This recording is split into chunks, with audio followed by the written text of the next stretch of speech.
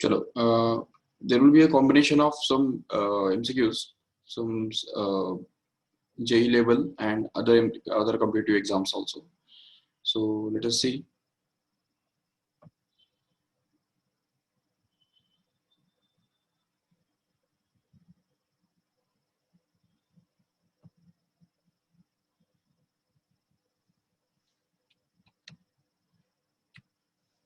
Okay. Let us read the question.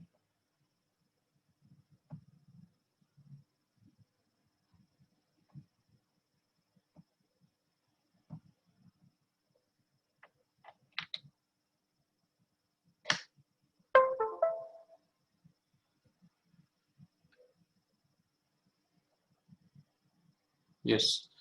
The moment of inertia of a solid cylinder of mass m and length 2r and radius r about an axis passing through the center of its mass and perpendicular to the axis passing through one end of the cylinder and perpendicular to the axis of cylinder is I2.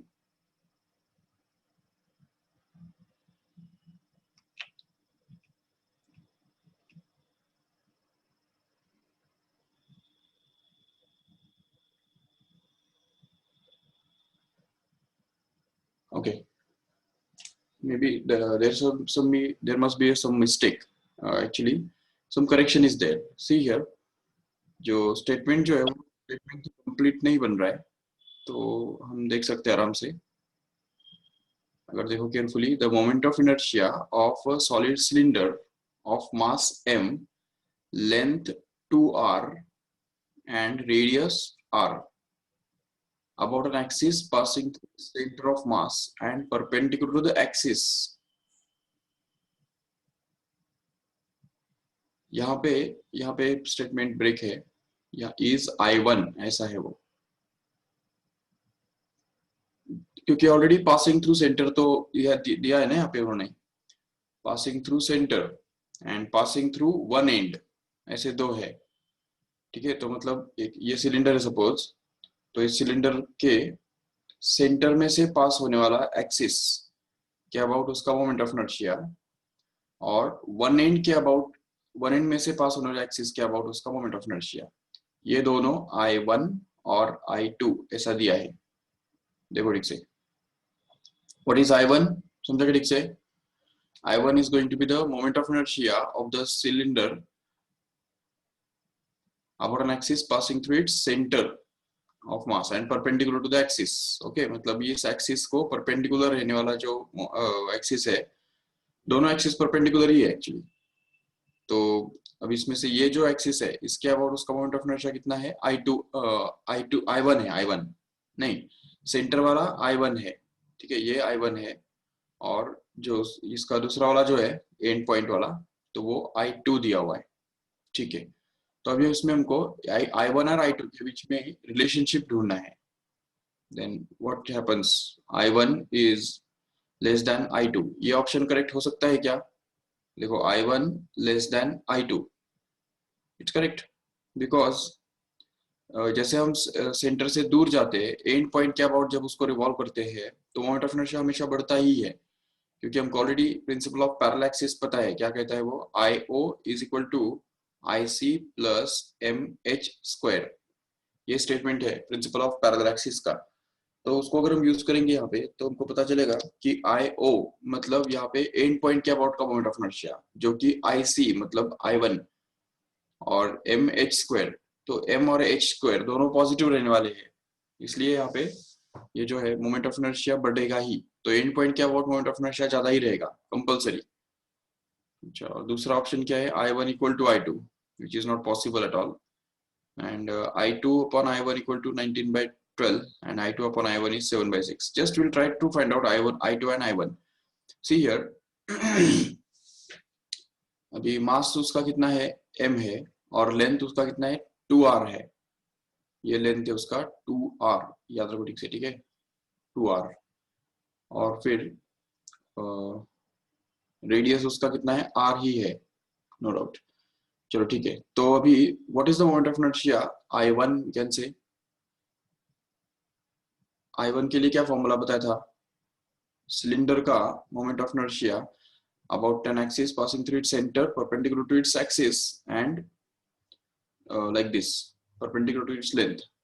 तो क्या बताया था, अगर उसको हम ऐसे compress करते हैं तो वो डिस्क अबाउट डायमीटर बनता है, तो इसलिए फिर उसका जो डिस्क का फॉर्मूला अप्लाई होगा mr²/4, ये तो आएगा ही जरूर, लेकिन at the same time plus यहाँ पे क्या आता है, जो मिड पॉइंट के अबाउट मोमेंट ऑफ इनर्शिया जो होता है रॉड का, तो वो भी आ जाएगा यहाँ पे, तो m×l²/12 ये आएगा। बट यहाँ पे l मतलब क्या है दिया हुआ है हमको, लेंथ इज 2r राइट, तो इसलिए यहाँ पे 2r अगर डाल देंगे तो हमको ये मिलेगा m×r²/4 प्लस यहाँ पे l के बदले अगर 2r डालेंगे तो 2r का होल स्क्वायर क्या बनता है, 4r² बनता है, तो 4r², इसलिए फिर वो बनेगा 4mr²/12 एंड हेंस 4 1 जा एंड नहीं तो ऐसा करो, ठीक है रखो इसको ऐसे ही, इसको उल्टा 3 से मल्टीप्लाई डिवाइड कर दो, तो 3 and this is 3 and this is 3 again, ठीक है, तो वो बन जाएगा 3mr² plus 4mr² which becomes actually 7mr²/12. Okay, this is going to be the moment of inertia I1.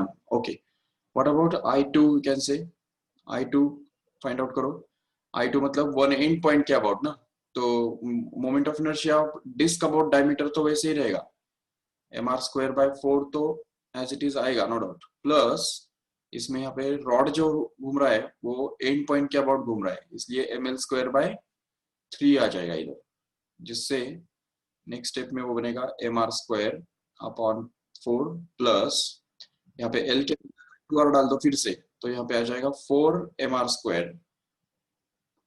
4mr²/3, so that we can multiply this once again by 4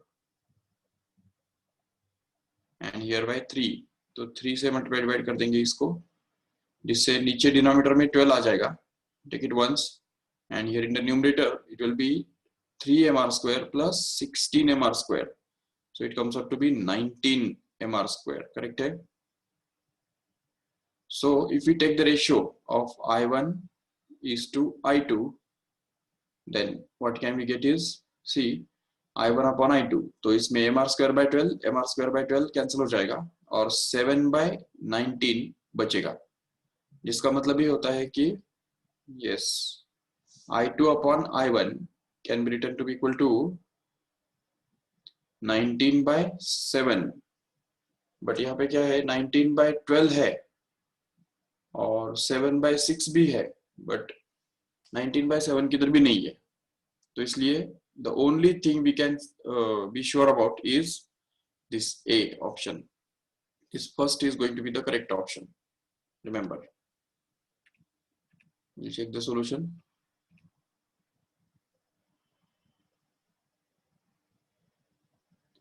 Yes, I2 is going to be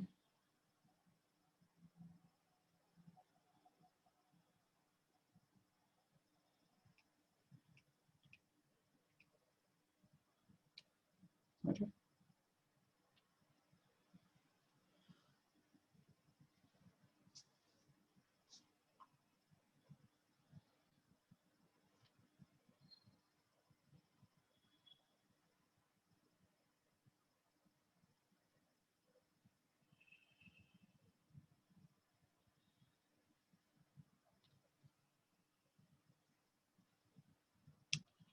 I1 मतलब क्या दिया है, mid point वाला, तो वो mid point के about moment of inertia कितना होता है सॉलिड सिलेंडर का, तो mr²/4 plus ml²/12 and length is given to be 2r, बराबर तो है, so it will be mr²/4,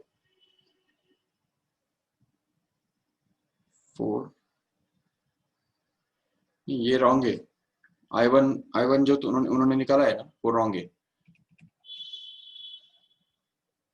बाकी I2 जो है वो तो 17/12 mr², वो तो हमारा भी आया है,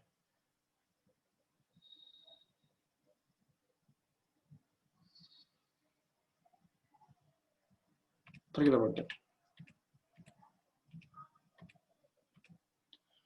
Okay, see here, this is the next question.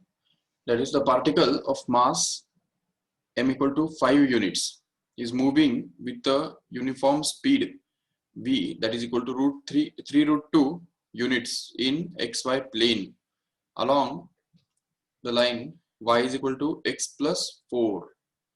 Okay, the magnitude of angular momentum about the origin is. तो मतलब देखो, सपोज ये पार्टिकल है, ये x एक्सिस और ये y एक्सिस और ये प्लेन सपोज, ठीक है। तो अब यहाँ पे क्या दिया है उन्होंने कि v equal to root 3 root 2 units इस स्पीड से ये पार्टिकल जो है वो एक्स वाई प्लेन में इस लाइन के अलोंग जा रहा है। Can you plot this line where should be y is equal to x plus 4. If you compare it with y is equal to mx plus c, तो c का मतलब क्या बन रहा है यहाँ पे 4 बन रहा है, बराबर। तो c मतलब होता क्या है, c का मतलब होता है y intercept of the line, y intercept. तो इसका मतलब ये लाइन जो है वो यहाँ पे y इंटरसेप्ट पे, यहाँ पे 4 पे इंटरसेप्ट करता है, ये उसका मतलब हो गया। ये पॉइंट के कोऑर्डिनेट्स क्या हो गया, 4 हो गए। और उसका स्लोप कितना है, 1, m इज इक्वल टू 1, क्योंकि यहाँ पे जो है x का जो कोएफिशिएंट है वो 1 है, बराबर। इसलिए यहाँ पे हम बोल सकते हैं कि slope is going to be 1। Okay, तो अगर स्लोप 1 है तो इसका मतलब अभी देखो स्लोप इक्वल टू क्या होता है, m is equal to tan theta होता है कि नहीं। स्लोप का फॉर्मूला tan थीटा है, तो इसलिए फिर यहाँ पे स्लोप अगर 1 आ रहा है तो इसका मतलब tan theta must be 1, and tan theta का 1 होने का मतलब क्या हुआ, थीटा मस्ट बी 45। तो इसका मतलब ये जो एंगल है, इंक्लिनेशन जो लाइन का है वो 45 होना चाहिए। इसका मतलब the line should be making an angle of 45 degree with the x axis, right. तो इस तरह से ये लाइन जो है वो एक्स एक्सिस के साथ 45 डिग्री कर रहा होगा जरूर। ये हो गया लाइन जिसका इक्वेशन बन रहा है y is equal to x plus 4। Okay, अभी देखते हैं कि magnitude of angular momentum of this particle about origin. तो इस ओरिजिन के अबाउट इस पार्टिकल का जो इस डायरेक्शन में इस तरफ जा रहा है उसका एंगुलर मोमेंटम कितना होगा वो हमको ढूंढना है। एंगुलर मोमेंटम के लिए याद है क्या फॉर्मूला बताया था, वैसे तो कई सारे फॉर्मूले हैं, I L is equal to I omega भी है, यहाँ पे ना आई पता है ना ओमेगा पता है।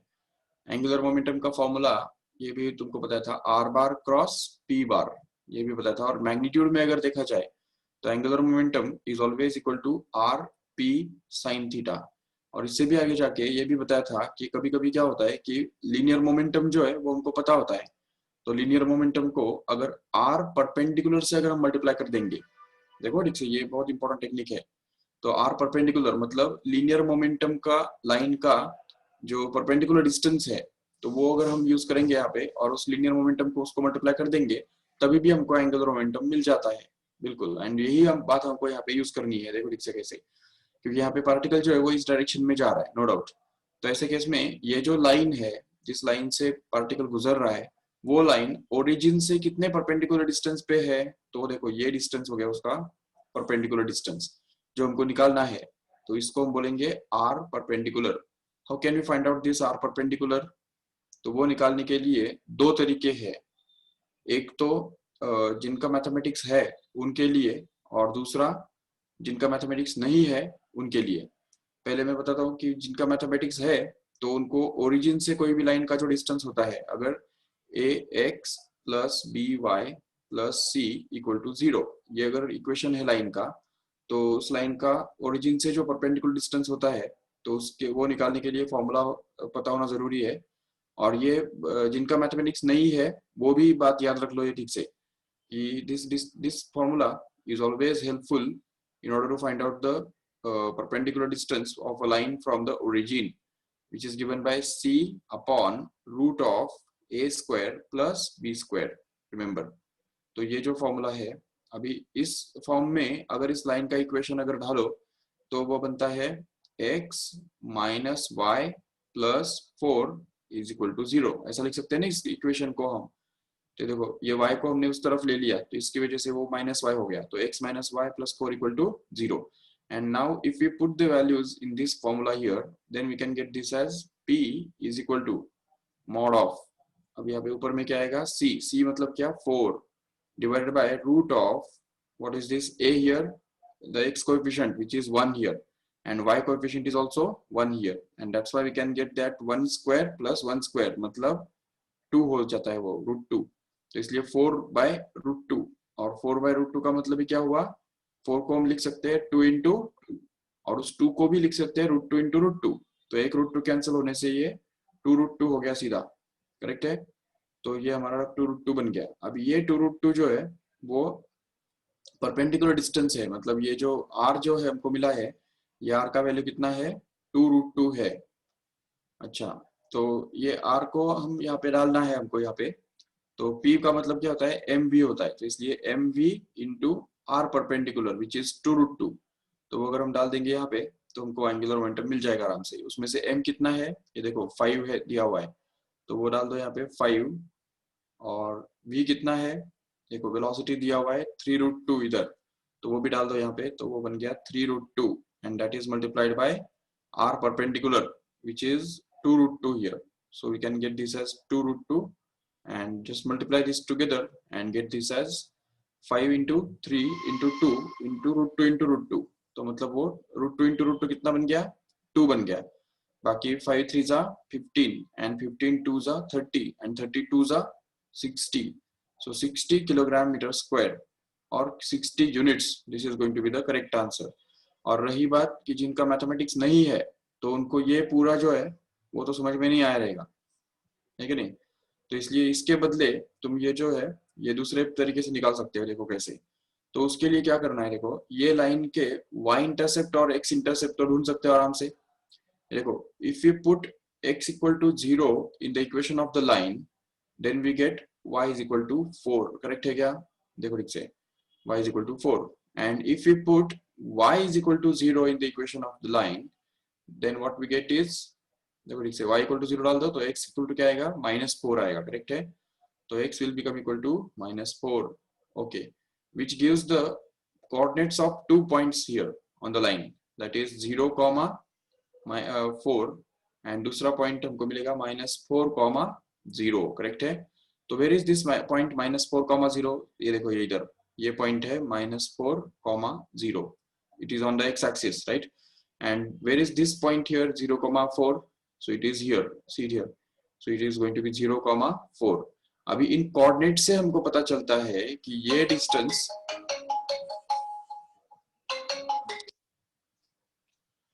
ठीक है, ये डिस्टेंस वर्टिकल डिस्टेंस कितना है 4, और ये वाला डिस्टेंस कितना है वो भी 4, और ये एंगल कितना है 90, मतलब ये राइट एंगल ट्रायंगल हो गया जिसके दो साइड सिमिलर है, सेम है, इसका मतलब वो आइसोसेलेस राइट एंगल ट्रायंगल हो गया। और आइसोसेलेस राइट एंगल ट्रायंगल के अंदर जो एक एंगल तो चलो 90 होता है, बाकी दो एंगल्स कितने होते हैं 45 होते हैं, ये तुमको पता होना चाहिए, ये एंगल 45, ये एंगल 45, और इससे भी आगे जाके जो आइसोसेलेस राइट एंगल ट्रायंगल अगर है तो ये एंगल 45 हो गया, तो इसकी वजह से अगर हमने यहाँ पे एक परपेंडिकुलर ड्रॉप किया है यहाँ से, तो ये राइट एंगल हो गया, तो उसकी वजह से ये भी 45 होगा और ये राइट एंगल होगा, तो इसका मतलब ये अगर साइड 4 है तो 45 डिग्री का अपोजिट साइड, ये वाला जो आर परपेंडिकुलर जो हम निकालना चाहते हैं वो कितना होगा, 1/√2 times of this side hypotenuse. ये तो तुमको पता होगा कि 45 थ्योरम क्या कहता है, every side opposite to 45 degree angle is always going to be 1/√2 times of the hypotenuse। तो यहाँ पे ये 4 जो है वो बन गया hypotenuse, ये 4 देखो ये वाला, ये वर्टिकल साइड जो है वो hypotenuse बन गया, तो इसलिए फिर hypotenuse का 1/√2 टाइम्स होगा ये r परपेंडिकुलर जो हमको निकालना है यहाँ पे, करेक्ट है। तो ये r परपेंडिकुलर जो है वो हमने निकाला 1/√2 times of 4, and 1/√2 times of 4 मतलब ही कितना 4/√2, मतलब ही 2√2, तो वो हमको मिल गया। once we get that we can just plug in it here in place of r perpendicular and get the result as required। समझा क्या ठीक से? So we can solve it by two methods, by finding the r perpendicular in two different ways। but basic बात ये है कि angular momentum जो होता है वो linear momentum multiplied by perpendicular distance from the fixed point, ये होता है, ये हमको याद रखना चाहिए, ये याद रखेंगे ठीक से तब जाके ये सॉल्व होगा। चलो ठीक है, take the screenshot of this if you want.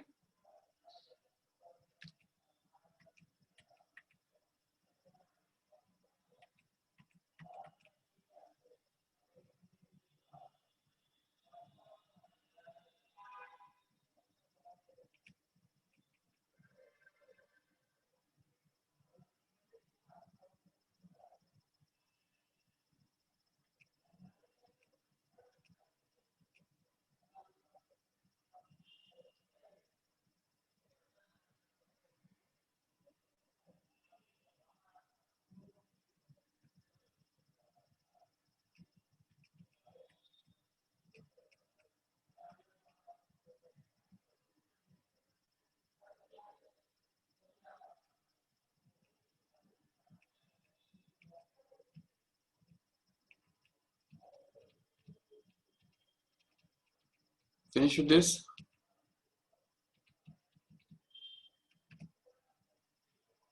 Okay, let us see the next question. Just read the question.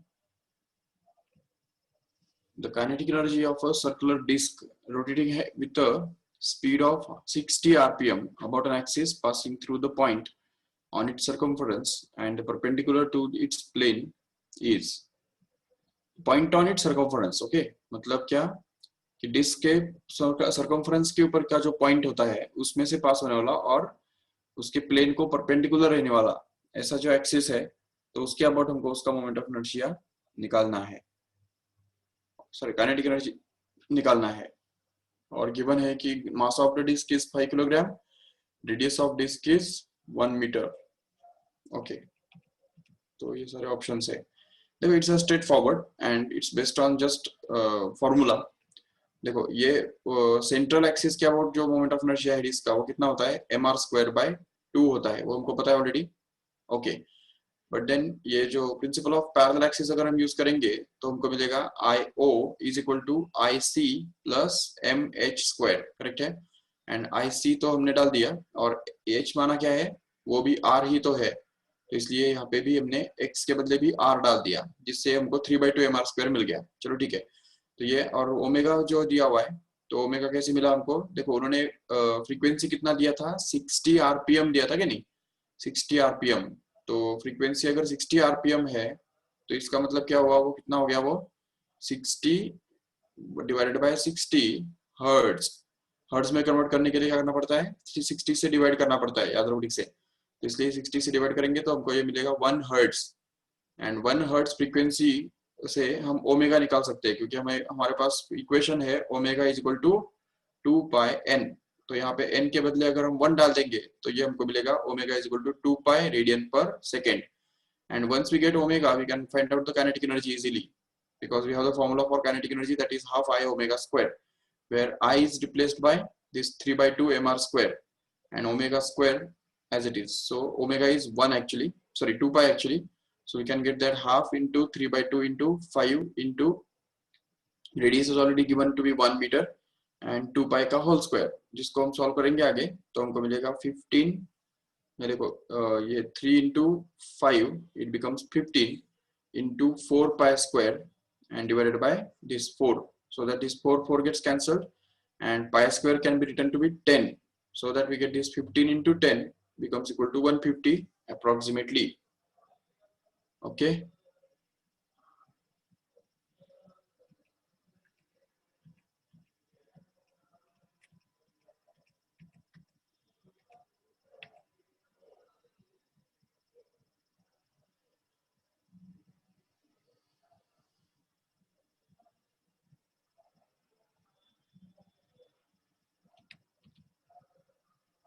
yes, next read this question.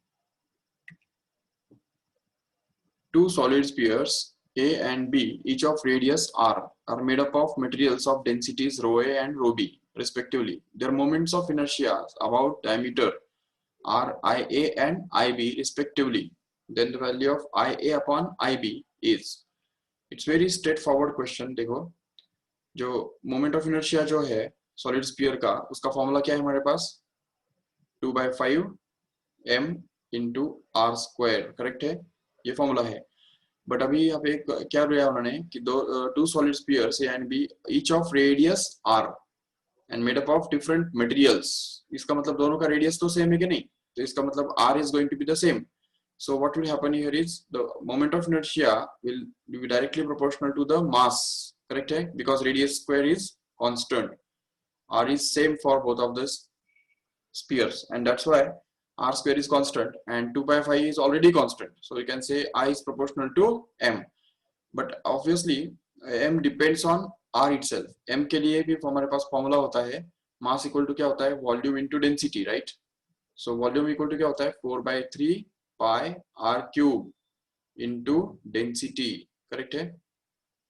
तो अब इसमें वापस r आ गया, which is a constant again. So what we can say is m is proportional to rho, and hence since m is proportional to rho, we can say that I is proportional to rho, and that's why अगर I proportional to रो है तो इसका सीधा मतलब क्या हुआ कि IA upon IB will be actually equal to rho A upon rho B. That's all.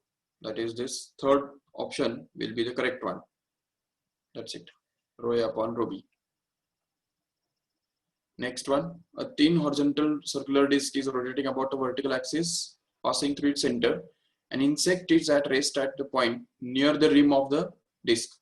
मतलब समझो ये डिस्क है और इस डिस्क के रिम के आजू बाजू में एक इंसेक्ट है, ये सपोज इंसेक्ट है, ठीक है, which is at rest here, and then the insect now moves along the diameter of the disc to reach its other end. तो ये जो इंसेक्ट है, this starts moving towards the along the diameter and reaches the other end here. तो दूसरे and की तरफ वो जा रहा है इस तरह से, ठीक है। तो अभी क्या होगा देखो ठीक से, the angular speed of the disc, what will happen to the angular speed of the disc here? Angular speed of the disc remains unchanged, continuously decreases, continuously increases, and first increases and then decreases. देखो यहाँ पे angular momentum का जो conservation है वो हमको यहाँ पे यूज करना पड़ेगा। ये डिस्क जैसे घूम रहा है तो कांस्टेंट एंगुलर स्पीड से अगर सपोज वो घूम रहा है, ओमेगा स्पीड से वो घूम रहा है, चलो ठीक है। बट अभी जैसे ही ये इंसेक्ट जो है वो अंदर की तरफ मूव करेगा, as soon as this insect will start moving towards the center, what will happen is the moment of inertia will decrease. Moment of inertia decreases. Why? Because distribution of mass is close to the axis of rotation. तो axis of rotation से ये जो insect है वो जैसे centre की तरफ जाएगा तो उसकी वजह से क्या होगा, उसका जो मास है वो एक्सिस ऑफ रोटेशन के नजदीक जा रहा है, तो उसकी वजह से इफेक्टिव मोमेंट ऑफ इनर्शिया जो है वो डिक्रीज होगा। और मोमेंट ऑफ इनर्शिया डिक्रीज होने के साथ साथ एंगुलर वेलोसिटी जो है वो जरूर इंक्रीज होगा, क्योंकि L has to remain constant, correct है। सो इसलिए angular velocity will go on increasing, but कब तक इंक्रीज होगा वो, जब तक ये जो इंसेक्ट है वो यहाँ पे बिल्कुल सेंटर पे न पहुंच जाए। जब तक सेंटर पे पहुंचेगा तब तक वो इंक्रीज होता रहेगा बिल्कुल।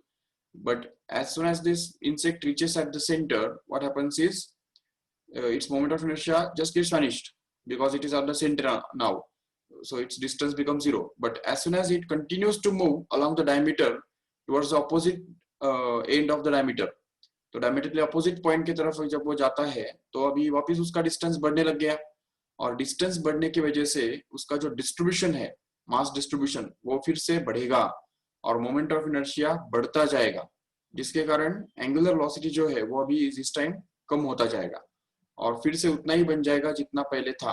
जब वो एंड पॉइंट पे आ जाएगा, दूसरे एंड पॉइंट पे जब जाएगा ना इंसेक्ट, तो उस समय उसका एंगुलर वेलोसिटी उतना ही बन जाएगा फिर से जितना पहले था।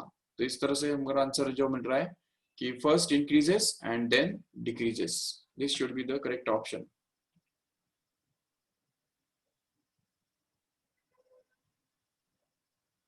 देखो ठीक से, चलो ठीक है। Next one, a mass hangs with the help of a string wrapped on around a pulley on a frictionless bearing.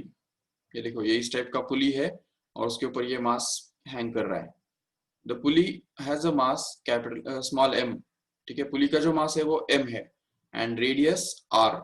Okay, assuming the pulley to be perfect uniform circular disc, अगर इस पुली को हम perfect uniform circular disc अगर assume करते हैं, then acceleration of the mass if the string does not slip on the pulley is, okay, so acceleration of the mass here is to be found out. देखो ठीक से यहाँ पे simple सी बात है कि अगर मास जो पुली का ये जो मास है यहाँ पे जो लटक रहा है, तो वो इसको नीचे की डायरेक्शन में एक फोर्स एक्सर्ट करेगा, करेक्ट है, and that force and the second force here is the tension in the string here, ये टी जो टेंशन है स्ट्रिंग के अंदर का वो भी उसके ऊपर काम कर रहा है, और इन दोनों के चलते अगर उसका एक्सेलरेशन a अगर है सपोज, तो फिर उसके लिए इक्वेशन क्या बनेगा मोशन का, बताओ। See this mass will experience two forces, one is in the downward direction that is of magnitude mg and the other one is in the upward direction which is of magnitude t tension, and the resultant of these two will be in the downward direction which will take it or drive it in the downward direction with an acceleration a suppose, which is to be found out. So equation of this motion will be mg minus T, that is the net force, which must be equal to the mass of the pulley M into acceleration of the pulley, which is A here. So ये equation हमको मिलता है, ठीक है। और दूसरा equation क्या मिल रहा है हमको, देखो ठीक से, ये देखो, ये जो पुली है, इस पुली के लिए अगर हम इक्वेशन अप्लाई करेंगे तो पुली के ऊपर देखो कौन से फोर्सेस काम कर रहे हैं यहाँ पे। Tension in the string is acting in the downward direction. If you draw this pulley here as a separate thing, then it is experiencing a force T in the downward direction, and this tension T will produce a torque on this pulley here. तो इस पुली के ऊपर वो torque produce करेगा। कितना torque produce करेगा, ये r distance अगर है और ये सेंटर है, तो torque produced by the pulley due to this tension T in the string will be given by tau is equal to r into T। समझा क्या ठीक से, ये बन गया torque produced on the pulley, and this torque will produce a angular acceleration in this pulley, which is given by alpha is equal to torque upon moment of inertia of the pulley. Sorry.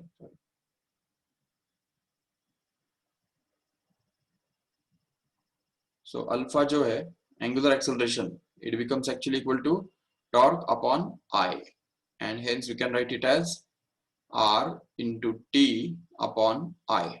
So this is going to be the angular acceleration, and this angular acceleration multiplied with radius of this pulley will give us the linear acceleration, because we have the formula relation between linear acceleration and angular acceleration. Array, shit.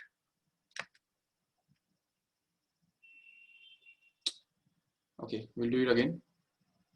The mass M will experience two forces, mg and T, so that the acceleration is in the downward direction, and hence the equation of its motion will be mg minus T will be equal to m into A. Okay, and if we talk about the pulley, then the tension T in the string is acting on it in the downward direction at a distance r from its center.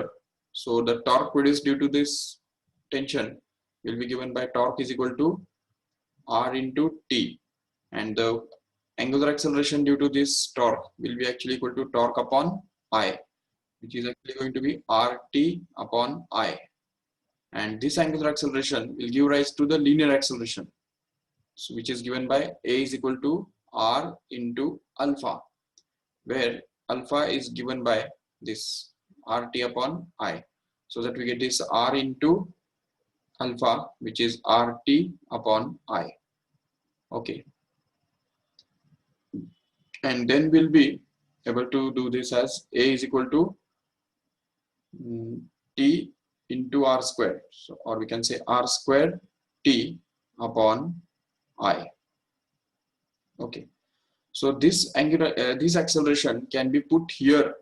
नहीं, लेकिन हमको निकालना क्या है, हमको तो acceleration ही निकालना है ना, तो T का वैल्यू निकाल के लो इसमें से। T can be written to be equal to A into I upon R square, correct है, and I can be replaced here. देखो, moment of inertia of the pulley, this pulley can be considered to be a uniform circular disc, ये उन्होंने already बोल के रखा है। और disc का फॉर्मूला क्या होता है मोमेंट ऑफ इनर्शिया का, हमको पता है already. Moment of inertia of a disc is always given by mr square by 2 about its axis of rotation passing through its center and perpendicular to its plane, which is the case here. So therefore we can replace it here and get that this T is equal to A into I which is mr square upon 2, and that is whole to be divided by r square as it is, so that this r square gets cancelled and we'll be left with T to be equal to simply ma upon 2. Okay, so now we have to put this value of T here in this equation. ये देखो, ये equation के अंदर हमको T का value डालना है, जिससे वो हमको मिलेगा, देखो mg as it is minus T, और T के बदले आ रहा है ma by 2, करेक्ट है, and that is going to be equal to ma as it is. So a वाले टर्म सब एक तरफ लेके जाओ, तो हमको मिलेगा mg is equal to ma plus ma by 2, and hence you can get this as mg is equal to ma plus ma by 2 मतलब कितना हो गया, वो 3/2 ma हो गया, करेक्ट है।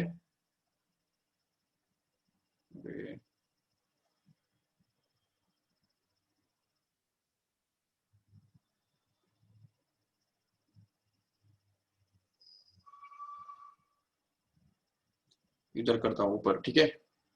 mg is equal to 3/2 ma, correct है।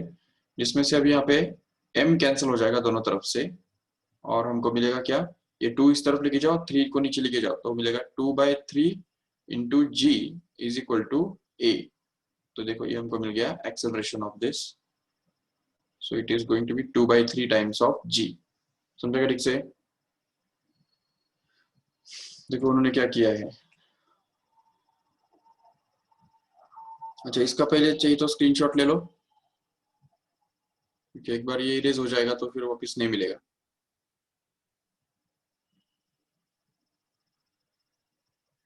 Okay, अब ये हम इरेज करेंगे पूरा और देखते हैं उन्होंने क्या किया है। Torque is equal to T into R, correct, and I is equal to mr square by 2, and alpha becomes equal to torque upon I, जो कि T R upon mr square by 2, जो कि आर स्क्वायर कैंसिल हो जाता है दोनों तरफ से, तो वो 2t अपॉन mr आ गया अल्फा का वैल्यू, ठीक है। मतलब वही किया है उन्होंने भी, चलो ठीक है। Okay, 2/3 g। Okay, just read the next question.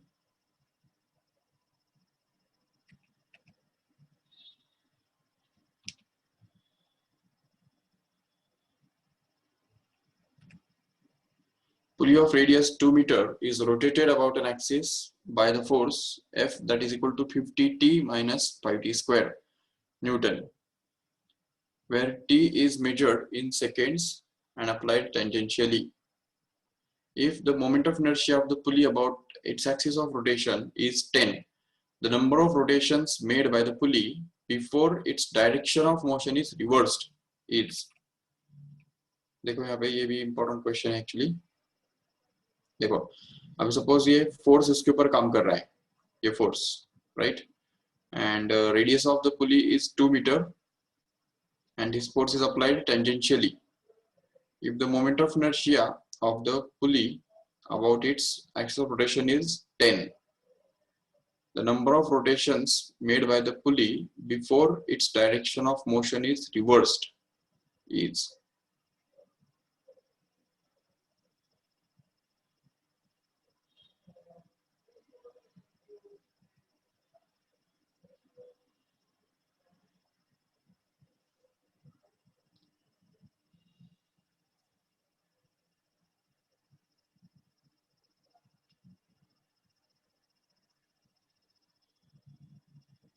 Okay, when its direction of motion will be reversed,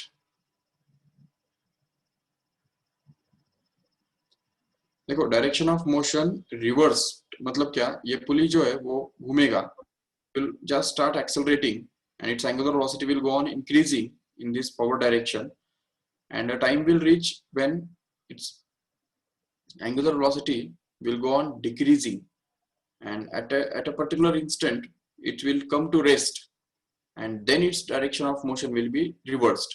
तो इसका मतलब इन शॉर्ट क्या है ना, कि जब उसका डायरेक्शन रिवर्स होगा मोशन का, तो उस इंस्टेंट पे क्या होगा, एंगुलर वेलोसिटी जो उसका है ओमेगा वो 0 बनेगा।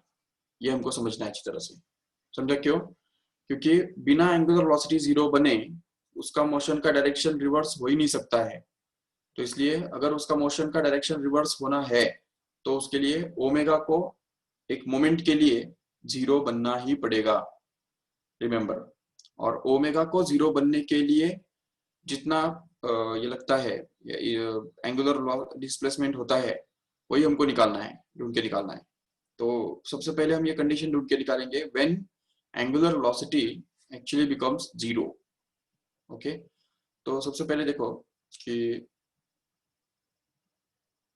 ये जो फोर्स इसके ऊपर काम कर रहा है वो फोर्स कुछ ना कुछ टॉर्क प्रोड्यूस करेगा जरूर। So how much torque will be produced,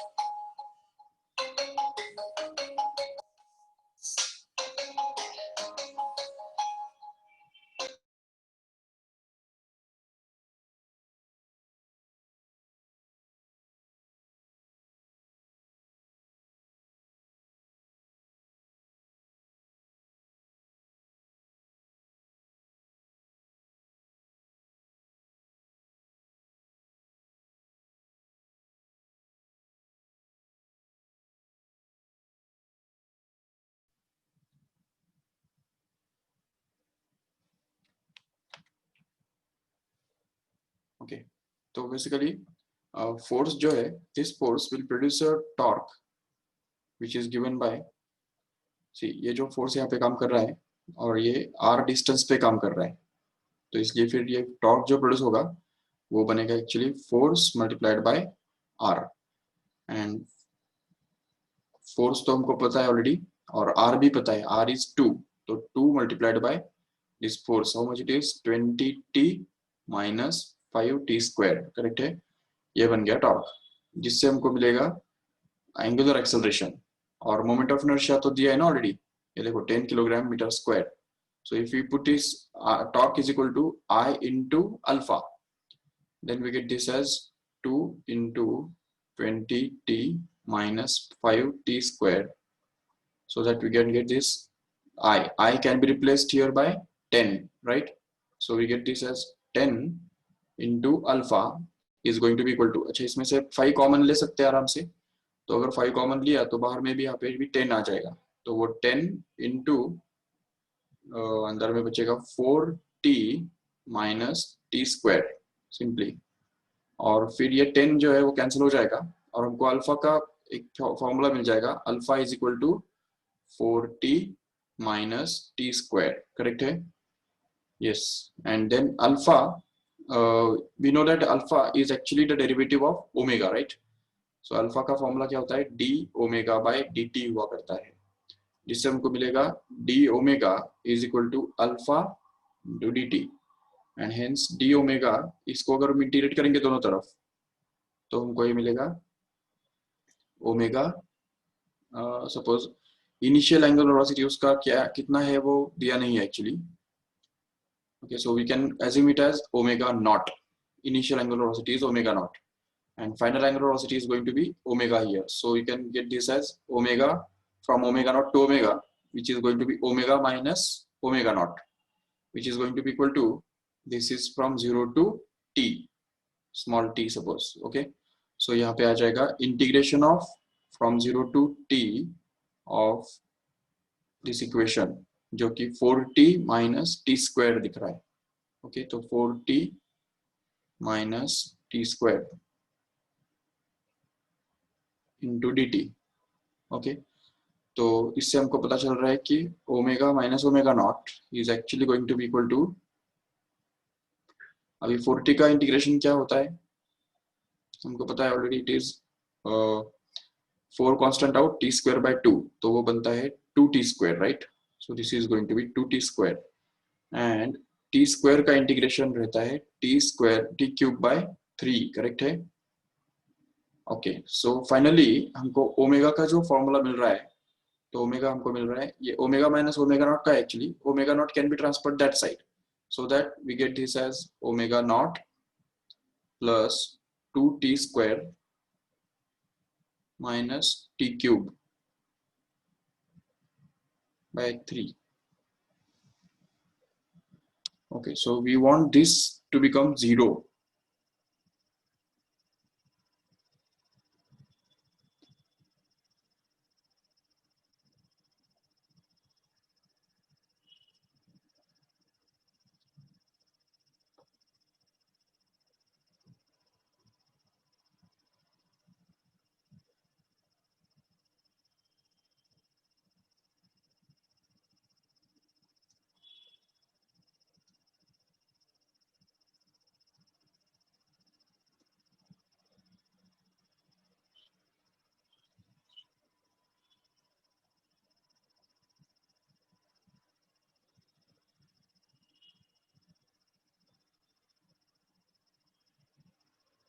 ठीक है, शायद इनिशियल एंगुलर वेलोसिटी रिक्वायर्ड होगा मे बी, चलो ठीक है हम नेक्स्ट टाइम ये करेंगे।